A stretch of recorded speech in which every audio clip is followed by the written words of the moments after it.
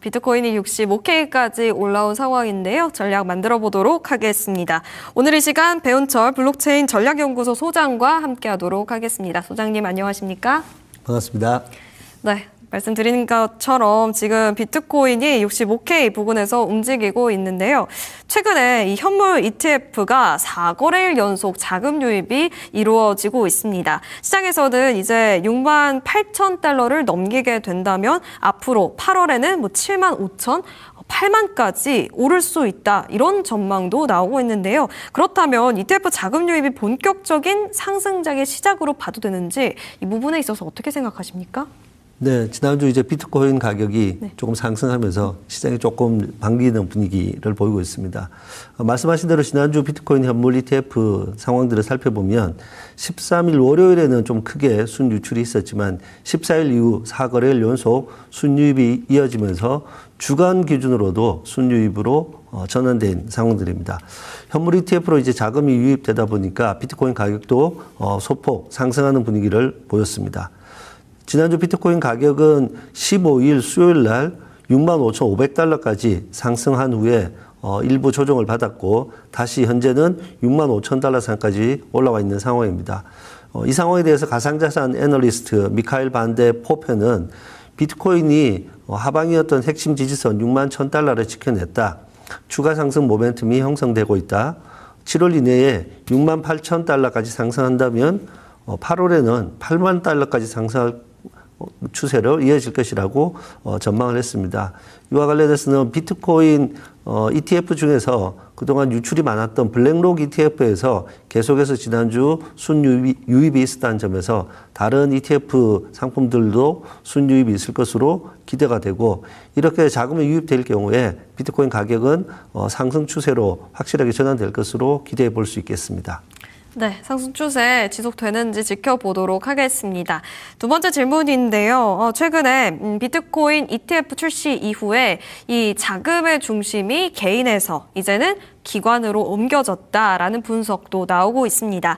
이제는 반감기보다 금리와 규제 그리고 ETF를 통한 기관 자금이 이 비트코인 가격을 더 크게 움직일 것이다라는 전망이 나오고 있는데요. 앞으로 비트코인 가격을 결정하는 가장 중요한 변수는 어떤 것일까요? 네, 앞서 살펴보신 대로 현물 ETF의 자금 수급에서 특히 기관들의 비중이 좀 높아져 있는 상황인데 비트코인 가격을 분석하고 전망할 때 그동안 이제 반감기라든지 4년 주기설 이런 부분들은 24년도 비트코인 현물 ETF 출시 이후에는 그 중요성과 연관성이 크게 낮아져 있는 상황이라고 볼 수 있습니다. 올해 들어서는 AI와 반도체 등 주식시장 등으로 투자자금 쏠림 현상이 생기면서 암호화폐 투자에 대한 유동성은 크게 줄어드는 것이 좀 사실이고요. 이와 더불어서 이제 관세와 전쟁 등 지정학적 리스크까지 변동성을 높이면서 또 거기에 따른 암호화폐 관련된 법안들의 처리가 늦어지는 것도 암호화폐 시장에는 좀 악재로 작용을 현재까지 하고 있는 상황들입니다. 거기에 결정적으로 미국 이란 전쟁을 통한 유가 상승 그리고 또 유가 상승에 따른 물가 상승 그리고 인플레이션 압박으로 이어지는 이 과정들이 금리 인상 가능성까지 제시되면서 암호화폐 시장에는 유동성 공급이 크게 위축되어 있는 그런 상황들인데요. 아무래도 연말까지는 금리와 규제의 방향 그리고 ETF 중심의 기관 자금 유입 그리고 비트코인 재무 전략을 추구하는 기업들의 활동들이 주요한 가격 변수로 볼 수 있겠고요. 이제 기관들보다는 이렇게 크게 움직이는 변수들과 지표들을 종합적으로 살펴보는 것이 투자에 필요한 상황입니다. 네, 어떤 영향이 있을 수 있는지 그 변수까지 짚어주셨습니다. 최근 이 정부에서는 비트코인 현물 ETF 도입을 추진하고 있습니다. 제도가 마련되면 이제 국내 투자자도 증권 계좌로 비트코인을 투자할 수 있게 되는 건데요. 국내 비트코인 현물 ETF가 시장의 새로운 자금 유입에 도움을 줄 것이다라는 분석도 있는데 기관 투자자의 참여를 늘릴 수 있는 그런 계기가 될까요? 네, 이제 국내 시장에서 암호화폐 관련해서 좀 소식이 없었는데 지난주 이제 정부가 발표한 2026년 하반기 경제 성장 전략에 따르면 초혁신 경제 선도 프로젝트 분야에 블록체인 이코노미 활성화 전략이 포함되어 있습니다. 여기에 구체적으로는 디지털 자산 분야에서 현물 ETF 관련 자본시장법 개정안 입법을 지원한다라는 내용이 명시되어 있는 상황들이기 때문에 좀 다시 한번 관심을 가지게 되고요. 현재 자본시장법상 ETF 기초자산으로 인정되지 않는 가상자산을 규제안으로 포함할 수 있도록 법적 근거를 마련해야 하는 상황들입니다. 현재 자본시장법은 금융투자상품, 통화, 농축수산물, 에너지 등을 금융투자상품의 기초자산으로 규정을 하고 있고 비트코인을 포함한 암호화폐는 기초자산에 포함되지 않는다고 해석해 왔습니다. ETF는 특정 자산이나 지수의 가격을 추종하도록 설계된 집합 투자 상품으로서 비트코인 가격을 추종하는 현물 ETF를 국내 증시에 상장할 수 있는 법적 근거가 없었습니다. 이제 올해 말까지 법 개정이 되고 내년에 실행이 된다라고 하면 2024년도 미국에서 암호화폐 현물 ETF가 출시된 이후에 4년 만에 국내에서도 현물 ETF 거래가 가능해지는 상황입니다.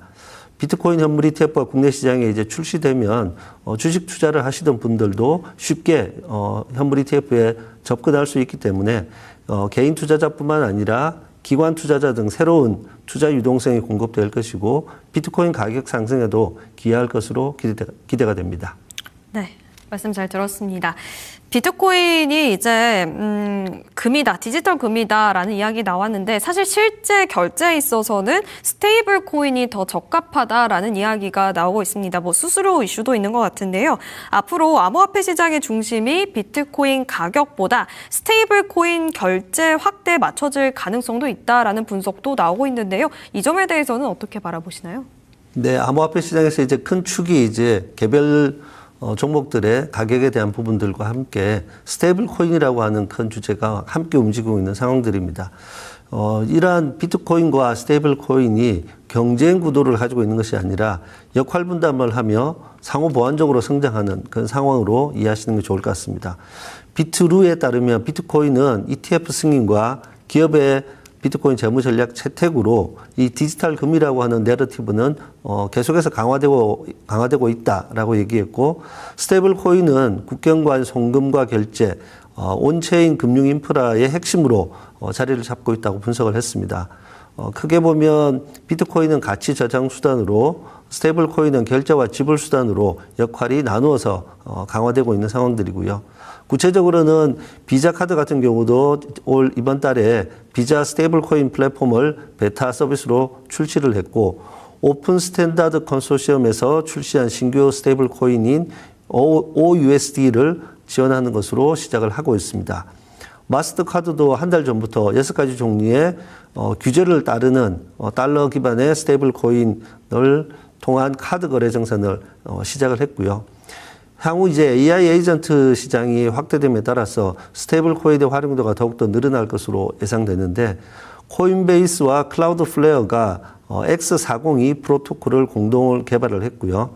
이 X402 재단은 클라우드플레어, 구글, 비자, 마스터카드, 그리고 아마존의 AWS, 서클, 앤스로픽, 스트라이프를 포함한 이런 컨소시엄으로 함께 협업 중이라서 스테이블 코인 시장에 구체적으로 기술이 적용되고 있는 상태입니다.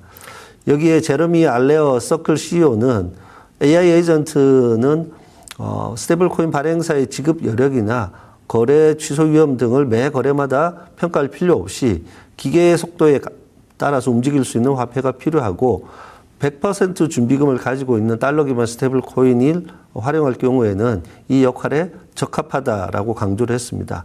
그리고 자체 블록체인 아크라고 하는 네트워크를 얘기하면서 AI 에이전트를 결제를 포함하는 인터넷 경제의 어떤 운영 체제와 같은 서비스로 소개를 한 바가 있습니다. 스테이블 코인 시장이 확대가 되면 스테이블 코인 통해서 비트코인 거래가 쉽게 가능하기 때문에 비트코인 가격에도 유동성 공급이라고 하는 큰 틀에서의 긍정적인 영향으로 볼 수 있겠습니다. 네, 말씀 잘 들었습니다. 간밤에는 비트코인이 65K를 뚫어내긴 했지만 이번 주도 그렇고 특히 7월 말에 FOMC 회의를 앞두고 있지 않습니까? 큰 경제 지표들이 잇따라 대기하고 있는데 이러한 상황 속에서 다시금 박스권에 갇히는 것 아니냐라는 우려도 커지고 있습니다. 이 점에 대해서는 어떻게 전망하십니까? 네, 그동안 이제 비트코인 가격이 58,000달러 선에서 67,000달러 사이에 박스권에서 횡보하는 모습을 보였는데 특히 5월 중순 이후에 비트코인 현물 ETF에 자금이 빠져나가면서 8만 2천 달러 선에서 지금 6만 달러 초반까지 빠졌다가 다시 6만 4천 달러, 5천 달러 선까지 이렇게 상승해 있는 이 상태에서 조금 답답한 모습을 느낄 수 있을 것입니다. 근데 올해 연중 저점 대비로는 현재 수준이 약 12% 다시 반등한 상황들이고요.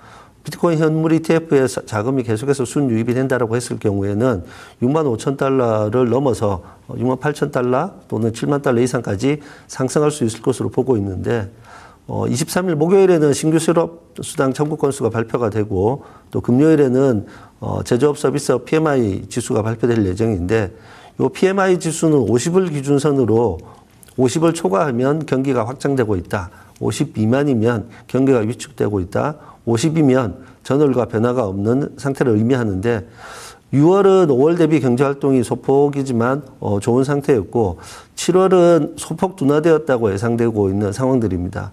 여기에 이제 이번 주 29일 날 FOMC 정례회의가 열릴 예정인데 247 월스트리트에 따르면 이 선물 시장에서의 반응은 이번 회의에서 금리가 동결될 확률이 약 70%로 반영하고 있고 인상 가능성이 인하보다는 더 크다라는 분석을 하고 있습니다.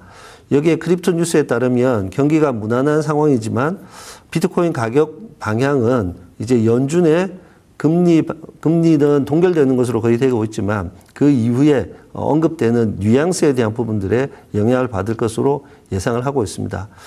전반적으로 그래도 현재는 비트코인 가격 상승에 조금 무게를 두고 있으면서 그 근거로는 현재 비트코인 가격이 과매도 상태에 있다. 그리고 7월 중순부터 고래들이 시장이 아닌 비공개 거래를 통해서 비트코인 27만 개 이상을 매수해오고 있는 상황이고 장기 투자자들은 계속해서 매수세를 이어가고 있다는 점이 가격 상승을 기대하는 배경입니다. FOMC 회의 결과와 또 연준의 시장의 초기 반응을 좀 지켜본 다음에 다음 주 초에 매수 매도에 대한 방향을 잡으시는 것을 추천을 하고요. 현재는 장기 투자 안목을 계속해서 지키면서 좀 인내심을 가져야 되는 구간으로 볼 수 있겠습니다. 네, FOMC 이야기 조금 더 해보겠습니다. 지금 옵션 시장에서 FOMC 이후에 상승장 나올 것이다라는 베팅 신호가 나오고 있는데요. 이게 기관들이 앞으로 상승장이 나올 것이다라고 생각한다라고 봐도 되는 건지 아니면 변동성에 대비하는 신중한 투자 기조라고 해석을 해봐야 하는 건지 조금은 헷갈립니다. 이 점에 대해서는 어떻게 생각하십니까? 네, 선물 옵션 시장에 대한 베팅 부분들을 좀 참고할 수 있겠는데요. 데리비트 자료에 따르면 7월 31일 만기가 7만 달러인 콜옵션 2만 계약이 매수가 되어 있고 또 같은 말일날 만기 7만 2천 달러의 콜옵션 2만 매도 거래가 이제 포착되어 있습니다. 이 전형적으로 불콜 스프레드라고 불리는 상황인데 설명을 하면 7만 달러까지 상승하면 수익이 나는 계약을 샀고 7만 2천 달러 이상의 가격이 올라갈 경우에는 초과 수익은 포기하는 매도하는 전략을 지금 취하고 있다는 것이고요.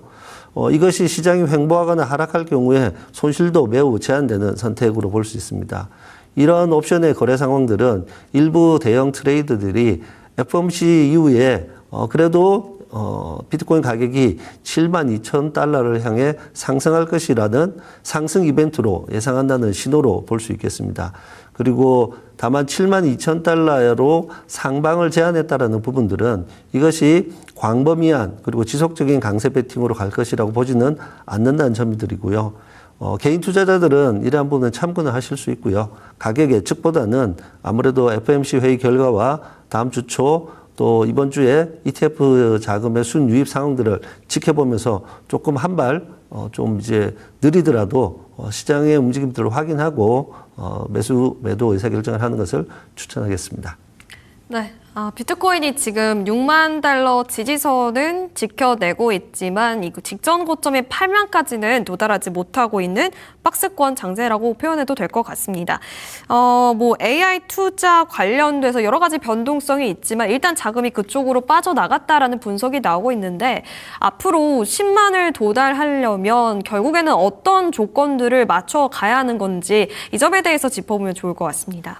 네, 이제 비트코인 가격이 조금 그래도 상승으로 움직이다 보니까 이제 8만 돌파 또는 10만 돌파에 대한 기대치와 그러한 가능성들에 대한 이제 의견들이 나오고 있는데 마이크 노보그라츠 갤럭시 디지털 CEO는 비트코인이 10만 달러까지 상승하기 위해서는 세 가지 조건을 강조했는데, 첫 번째가 암호화폐 관련되는 지금 지지부진하고 있는 법안들의 통과, 두 번째는 연준의 금리 인하 가능성, 세 번째는 투자자 매수세 회복을 강조했습니다. 내용들은 거시 환경이 개선되지 않는다면 비트코인 가격이 당분간 좁은 박스권에서 움직일 것이라는 분석이고요. 하단은 6만 달러, 상단은 8만 달러로 보고 있는데, 8만 달러로 돌파한다라고 하면 다음 상단은 10만 달러가 될 것이라는 전망입니다. 그리고 이와 함께 비트코인의 장기 투자 전략을 다시 한번 강조를 했고요. 투자 포트폴리오에 비트코인에 대한 배정이 필요하다는 부분들을 다시 한번 강조했습니다. 암호화폐 관련된 법안에서는 지니어스 법안이 지난 7월 18일 세부 규칙을 마감했어야 되는데 그 최종 규칙을 정리하지 못하고 좀 지연되고 있는 상황들이고요. 이러한 규제 불확실성에 대한 부분들은 다소 부정적인 신호로 해석할 수 있겠습니다. 단기적으로는 더 큰 수익을 기대하는 공격적인 투자 자금이 AI나 고성장 기술주, 또 베팅 시장, 당일 만기 옵션 등으로 좀 옮겨가 있는 상황들인데, 비트코인과 블록체인 이제 인프라가 전통 금융시장에서 활발하게 결합되고 있기 때문에 투자 매수세는 장기적으로 회복될 것으로 볼 수 있겠습니다. 네, 여러 가지 조건에 대해서도 말씀해 주셨습니다. 저희 크립토 시장 이야기 전반적으로 살펴봤습니다. 지금까지 배훈철 블록체인 전략연구소 소장과 이야기 나눠봤습니다. 오늘 말씀 감사합니다. 고맙습니다. 네, 월가 새벽 배송 여기서 마치도록 하겠습니다.